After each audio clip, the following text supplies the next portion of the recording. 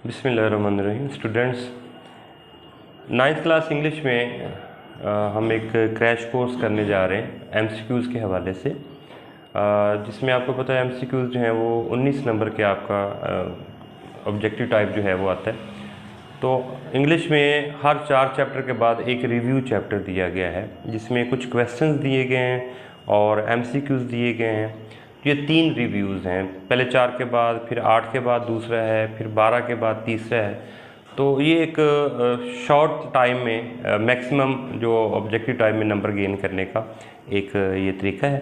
तो हम आपको एडवाइस करेंगे कि इसमें जो क्वेश्चन दिए गए हैं, क्वेश्चन आंसर, वो ज़रूर आप इसको उसमें किसी क्वेश्चन को मिस मत करें, और इसके जो एमसीक्यूज़ हैं उसको ज़रूर अच्छे तरीके से आप 2-3 दफ़ा इस वीडियो को मुलाहिज़ा कीजिए ताकि आपका कोई नंबर मिस ना हो सके। तो आइए आगाज़ करते हैं सब। Choose the correct meanings of the underline words. यहाँ में करेक्ट मीनिंग्स जो हैं वो चूज़ करने हैं। फर्स्ट है, it was so delicate a situation. Delicate जो है, डेलिकेट का आपको पता है नाजुक, हसास जो होता है। इसके ऑप्शन है डिफ़िकल्ट है, इजी है, सेंसिटिव है, फ्रेजाइल है। तो इसमें सी ऑप्शन है सेंसिटिव, हसास जिसे कहते हैं। नंबर 2 है, she remained steadfast and did not reveal the secret. इसमें जो स्टेडफास्ट है ये अंडरलाइन वर्ड है। स्टेडफास्ट का मतलब होता है अपनी बात पर कायम रहने वाला, मुस्तकिल मिजाज, इस्तकलाल दिखाने वाला। तो firm and resolute, patient, ready to face, prepared for the worst. तो इसमें जो सही ऑप्शन है वो फर्म एंड रेजोल्यूट है। नंबर 3 है विंडिक्टिव। विंडिक्टिव कहते हैं कीना परवर को, जो इंतकाम लेने वाला हो उसको विंडिक्टिव कहते हैं। 4 ऑप्शंस हैं, डेडिकेट है, रिवेंजफुल है, एक्सपेरिमेंट है, टेक्स्ट है। तो इसकी ऑप्शन बी जो है रिवेंजफुल जो होगा। नंबर 4 है एस्टॉनिश। एस्टॉनिश का मतलब होता है हैरान होना।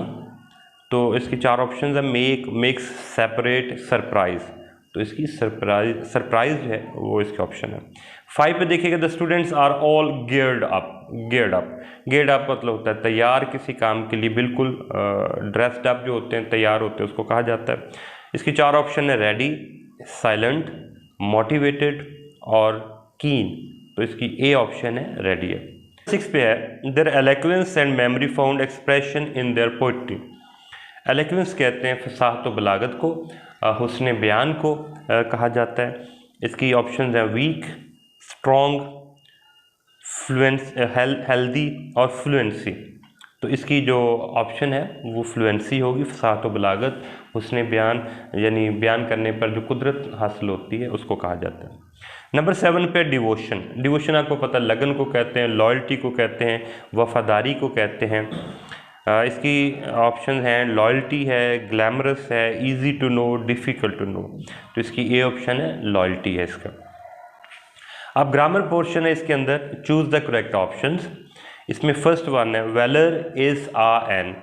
4 इसके अंदर ऑप्शन है, मटेरियल नाउन है, काउंटेबल नाउन है, एब्स्ट्रैक्ट नाउन है, अनकाउंटेबल नाउन है। तो मैं मुख्तसर सा बताता चलूँ कि मटेरियल नाउन ऐसे नाउन को कहते हैं इससे कोई चीज़ बनी हुई होती है, जैसे वाटर है, वुड है, ठीक है, सैंड है, अर्थ है, प्लास्टिक है। तो ये जिस मटेरियल की कोई चीज़ बनी होती है उसको हम मटेरियल नाउन कहते हैं। दूसरा काउंटेबल नाउन है। काउंटेबल नाउन ऐसे नाउन को कहते हैं जिनको गिना जा सकता है, 1 2 3 4 करके उनकी वाहिद जमा बनाई जा सकती है। एब्स्ट्रैक्ट नाउन तीसरे नंबर पे। एब्स्ट्रैक्ट नाउन का मतलब होता है कि ये अखज़ किया गया होता है, ड्रॉन ऑफ होता है किसी और नाउन से। इसको किसी और या तो वर्ब से बनाया जाता है या एडजेक्टिव से बनाया जाता है, तो या किसी नाउन से बनाया जाता है। ये या तो किसी चीज़ की क्वालिटी होती है, खूबी होती है, या स्टेट होती है, उसकी हालत होती है, या एक्शन होता है। तो तीनों में से कोई एक चीज़ जो है वो होती है। अब यानी ये ख्याल होता है, खूबी होती है। ये ऐसा नाउन होता है जिसको हम फिज़िकली देख नहीं सकते, फिज़िकली इसको टच नहीं कर सकते। जैसे मटेरियल नाउन को, कॉमन नाउन को हम देख सकते हैं, टच कर सकते हैं, छू सकते हैं। तो ये ख्याल होता है, खूबी होती है, कोई एक्शन का नाम होता है, ठीक है। और नंबर डी जो है अनकाउंटेबल नाउन। अनकाउंटेबल नाउन ऐसे नाउन को कहते हैं जिसको आप गिन नहीं सकते, 1 2 3 करके। जैसे मिल्क है, आप इसको गिन नहीं सकते हैं, टी है, इसको गिन नहीं सकते हैं। तो ऐसी चीज़ें जो हैं उनको आप अनकाउंटेबल नाउन कहते हैं। तो वैलर जो है इसका मतलब बहादुरी होता है, ब्रेवरी होता है। तो इसलिए ये एक एब्स्ट्रैक्ट नाउन है, क्योंकि ये ख्याल है, एक खूबी है। नंबर 2 पे है सम आर बॉर्न ग्रेट। इसमें जो अंडरलाइन वर्ड है वो सम है। द अंडरलाइन वर्ड इज ये हमने बताना ये कौन सा प्रोनाउन है। अब प्रोनाउन कौन कौन से इसमें ऑप्शन पूछी गई, पोजेसिव प्रोनाउन है, इंडेफिनिट प्रोनाउन है, रिफ्लेक्सिव प्रोनाउन है, पर्सनल प्रोनाउन है। तो इसकी मुख्तसर सी बताता चलूँ कि पोजेसिव प्रोनाउन जो होते हैं इसका मतलब जो किसी से आपका ताल्लुक ज़ाहिर करते हैं, मलकियत को ज़ाहिर करते हैं, पोजेशन को ज़ाहिर करते हैं। जैसे आई का माय है, वी का आवर है, यू का योर है, ही का हीज है, शी का हर है, इट का इट्स है और दे का देयर है। ये पोजेसिव प्रोनाउन है, तो वो तो नहीं है ये वाला। दूसरा है इंडेफिनिट प्रोनाउन। इंडेफिनिट प्रोनाउन का मतलब होता है कि जिसमें हमें कंफर्म नहीं होता कि ये कौन से पर्सन की बात का, एक जनरल बात की जाती है। जैसे सम है, मैनी है, समबडी है, समवन है, समथिंग है। तो इसमें किसी खास बंदे की, एनीबॉडी है, इसमें किसी खास बंदे की बात है, इसलिए ये डेफिनेट नहीं है बल्कि इनडेफिनिट है। अच्छा, सी पे है रिफ्लेक्सिव प्रोनाउन। रिफ्लेक्सिव का मतलब होता है जो ऐसा काम जो है वो करने वाले की तरफ वापस आता है। जैसे I saw my self in the mirror, मैंने खुद को आईने में देखा, तो करने वाले का जो एक्शन है उसकी तरफ वापस आता है। तो रिफ्लेक्सिव प्रोनाउन भी इसी तरतीब से होगा। आई का माई सेल्फ होगा, वी का आवर सेल्फ होगा, यू का अगर वाहिद है तो योर सेल्फ होगा और प्लूरल तो योर सेल्फ होगा। इसी तरह शी का, ही का हिम सेल्फ होगा, शी का हर सेल्फ होगा और दे का दैम सेल्फ होगा। तो ये रिफ्लेक्सिव प्रोनाउन होंगे। उसके बाद डी ऑप्शन है पर्सनल प्रोनाउन। पर्सनल प्रोनाउन आपको पता है ऐसे प्रोनाउन होते हैं जो किसी पर्सन के नाम की जगह पर यूज़ होते हैं। जैसे आई, वी, यू, ही, शी, दे, ये सारे पर्सनल प्रोनाउन है। तो सम जो है ये हमारा इनडेफिनिट प्रोनाउन यानी ऑप्शन बी है। नंबर 3 पे है my mother will be if I get home late. अब हमें इसमें बताना है कि इसमें कौन सा वर्ड लगना चाहिए। Anxiety, anxious, anxieties, anxiously. तो अब यहाँ पे ज़रूरी है कि हम एडजेक्टिव लगाएं। तो एडजेक्टिव जो होगा my mother will be anxious, मेरी माँ परेशान होगी, if I get home late, अगर मैं देर से घर गया। तो ये फर्स्ट कंडीशनल भी है और उसमें हमने एंक्शस इस्तेमाल करना, ऑप्शन बी इस्तेमाल किया। नंबर 4 पे देखिएगा Saqib is leaving Friday at noon. हम इसमें प्रेपोजिशन लगाएंगे, ऑन है, एट है, बाय है, फ्रॉम है। तो दिन से पहले जो है, दिन नाम से पहले हम ऑन लगाते हैं। नंबर 5 पे वी आर स्टडीइंग इंग्लिश। अब इंग्लिश लैंग्वेज है उसकी हम स्टडी कर रहे हैं। हमने बताना है कि यहाँ पे क्या किसी आर्टिकल की ज़रूरत है या नहीं है। इसमें देखिएगा आ इंग्लिश एक तो नहीं है, एन भी नहीं है, ये भी ज़रूर।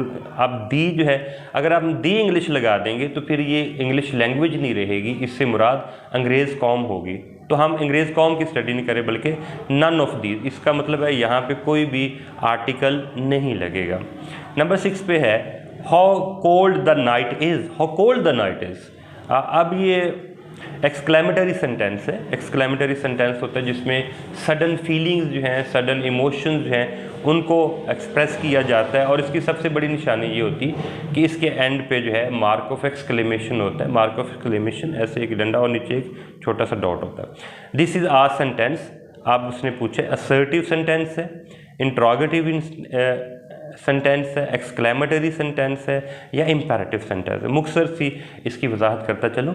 असर्टिव सेंटेंस या डिक्लेरेटिव सेंटेंस भी कहते हैं। डिक्लेरेटिव सेंटेंस या असर्टिव सेंटेंस ऐसे सेंटेंस को कहते हैं जिसकी जो फॉर्मेशन होती है वो पहले सब्जेक्ट आता है, फिर वर्ब आता है, फिर ऑब्जेक्ट होता है। यानी SVO इसका जो इसकी फॉर्मेशन होती है और एंड पे इसके फुल स्टॉप आ जाता है। इंट्रोगेटिव सेंटेंस जो होता है, इंट्रोगेटिव सेंटेंस आपको पता है जैसे नाम से इसके है कि ये सवालिया फ़िक्रे होते हैं, इसमें सवाल पूछा जाता है। इसमें हेल्पिंग वर्ब जो है ये फ़िक्रे के शुरू में आ जाता है, फिर आपका जो है सब्जेक्ट है, फिर मेन वर्ब है, फिर ऑब्जेक्ट और आखिर पे क्वेश्चन मार्क आता है। एक्सक्लेमेटरी या एक्सक्लेमेटोरी, अगर अमेरिकन एक्सेंट में तो एक्सक्लेमेटोरी पढ़ेंगे, ब्रिटिश में एक्सक्लेमेटरी पढ़ेंगे। एक्सक्लेमेटरी सेंटेंस जैसे अभी हमने बात की है कि ये कोई भी फिक्रा हो सकता है, आपके इमोशंस जो हैं, आपके जो एक्सेंट है वो उसको rise and fall of voice जो है वो इसको एक्सक्लेमेटरी सेंटेंस बना देती है। तो इसके आखिर पे मार्क ऑफ एक्सक्लेमेशन आता है। डी ऑप्शन है इंपेरेटिव सेंटेंस। इंपेरेटिव सेंटेंस ऐसा सेंटेंस होता है जिसमें ऑर्डर हुक्म दिया जाता है, रिक्वेस्ट की जाती है, नसीहत की जाती है। तो इम्पेरेटिव सेंटेंस का आगाज़ सब्जेक्ट से नहीं होता, इसमें सब्जेक्ट अंडरस्टूड होता है, सामने वाले से कहा जाता है, लिखा नहीं जाता, इम्प्लाइड होता है, ठीक है। इसका आगाज़ जो है वो वर्ब से होता है और अगर ऑब्जेक्ट हो तो ऑब्जेक्ट आता है। तो ये 4 ऑप्शन मैंने बता दी, दोबारा पढ़ते हैं। How cold the night is, किस कदर रात किस कदर ठंडी है, ठीक है। तो ये उसके लिए एक इमोशंस जो हैं वो एक्सप्रेस किए जा रहे हैं, तो ये एक्सक्लेमेटरी सेंटेंस है, ऑप्शन सी है। 7 पे देखिएगा, I you ride my bike if you like, मैं अगर आपको पसंद लगे तो मैं आपको अपनी बाइक जो है वो चलाने के लिए दूंगा। अब ये फर्स्ट कंडीशनल है। फर्स्ट कंडीशनल सेंटेंस के 2 हिस्से होते हैं, एक इफ़ क्लॉज होता है और एक मेन क्लॉज होता है, ठीक है। यहाँ पे इफ़ क्लॉज जो है उसके अंदर वर्ब की फर्स्ट फॉर्म होती है फर्स्ट कंडीशनल में, और जो मेन क्लॉज होता है उसमें विल शेल के बाद वर्ब की फर्स्ट फॉर्म आती है। यानी एक इफ़ क्लॉज जो है वो प्रेजेंट इंडेफिनिट में और दूसरा जो मेन क्लॉज है वो फ्यूचर इंडेफिनिट में लिखा जाता है। तो इसमें होगा I will give you ride my bike if you like. आप यहाँ पे एक जहन में चीज़ आती है कि आई और वी के साथ तो शेल इस्तेमाल किया जाता है, तो विल क्यों लगा है। तो पाकिस्तान के अंदर अभी शेल इस्तेमाल हो रहा है, इंटरनेशनल इंग्लिश में इसको ज़्यादातर जो ममालिक हैं वो इसको डिस्कार्ड कर चुके हैं, इसको ख़त्म कर चुके हैं। तो अगर आपके पास शेल की ऑप्शन नहीं है तो आपने विल वाली ऑप्शन जो है वो अडॉप्ट कर लेनी है। नंबर 8 पे देखिएगा, यू बी पंक्चुअल, तो इसकी आपको ज़रूर जो है वो पंक्चुअल होना चाहिए, वक्त का पाबंद होना चाहिए। इसका मतलब किसी अदारे वगैरह में, यानी ये आपको नसीहत नहीं की जा रही, यानी आपको ये कानून आपसे कहता है कि ये आपने लाजमन है वहाँ पर आपका आदर। जैसे ऑप्शन है ऑटा, जिसे आउट टू कहते हैं, तो ऑटा इसको पढ़ा जाता है, शुड है, मस्ट है, वुड है। तो कोई काम जो कानूनी तौर पर आपने करना होता है, उसको ना करने पे आपको फाइन हो सकता है, आपको दीगर कोई पेनल्टी वगैरह दी जा सकती है, तो उसके लिए मस्ट इस्तेमाल किया जाता है, तो इसमें मस्ट लगाएंगे। नंबर 9 पे देखिएगा, द बॉय लाफ्स लाउडली। अब इसमें जो अंडरलाइन वर्ड किया गया है वो लाफ है, ये वर्ब है। अब पूछा गया है कि ये कौन सा वाला अंडरलाइन वर्ड जो है कौन सा वाला वर्ब है, इंट्रांजिटिव है, रेगुलर वर्ब है, ट्रांजिटिव वर्ब है या इर्रेगुलर वर्ब है। तो इसकी मुख्तसर सी बताता चलें कि इंट्रांजिटिव वर्ब जैसे नाम से जाहिर है, ये इंट्रांजिटिव का मतलब ऐसा वर्ब होता है जिसके बाद ऑब्जेक्ट लगाने की ज़रूरत नहीं होती और वर्ब जो है वो अपने मानी ऑब्जेक्ट के बगैर कंप्लीट देता है। दूसरा रेगुलर वर्ब ऐसे वर्ब को कहते हैं जिसकी दूसरी और तीसरी सेकंड और थर्ड फॉर्म बनाने के लिए हम ईडी ऐड करते हैं, ठीक है। सी ऑप्शन है ट्रांजिटिव वर्ब। ट्रांजिटिव वर्ब ऐसे वर्ब को कहते हैं जिसके मानी कंप्लीट करने के लिए ऑब्जेक्ट का आना ज़रूरी हो, अगर ऑब्जेक्ट नहीं आएगा तो मीनिंग कंप्लीट नहीं होंगे।